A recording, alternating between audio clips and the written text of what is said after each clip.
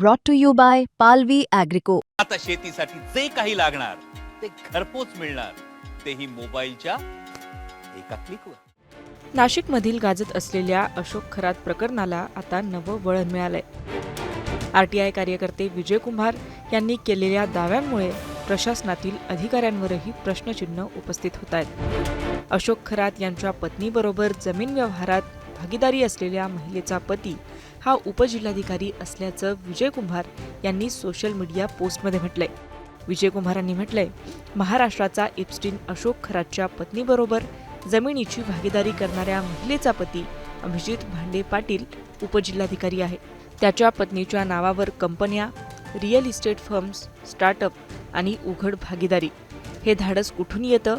स्पष्ट आहे, सत्तेचा पाठिंबा, असंही विजय कुंभारांनी लिहिलंय.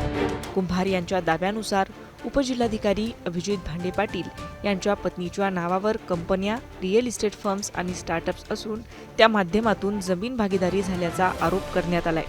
या पोस्टसोबत काही कागदपत्रही शेअर करण्यात आली आहेत. या कागदपत्रांमध्ये अभिजित भांडे पाटील यांच्या पत्नीचं नाव दिसतंय. अभिजित भांडे पाटील हे महाराष्ट्र शासनातील उपजिल्हाधिकारी पदावर कार्यरत अधिकारी आहेत. महसूल प्रशासनाशी संबंधित कामकाज आणि जमीनविषयक निर्णय प्रक्रियेत या पदाची महत्त्वाची भूमिका असते. या आरोपांबाबत अभिजित भांडे पाटील यांची अधिकृत प्रतिक्रिया अद्याप समोर आलेली नाही. सध्या हे सर्व दावे सोशल मीडियावर समोर आले असून या प्रकरणात अधिकृत चौकशी किंवा प्रशासनाची भूमिका काय असणार याकडे सर्वांचं लक्ष लागलंय. मुंबई तक ब्युरो रिपोर्ट.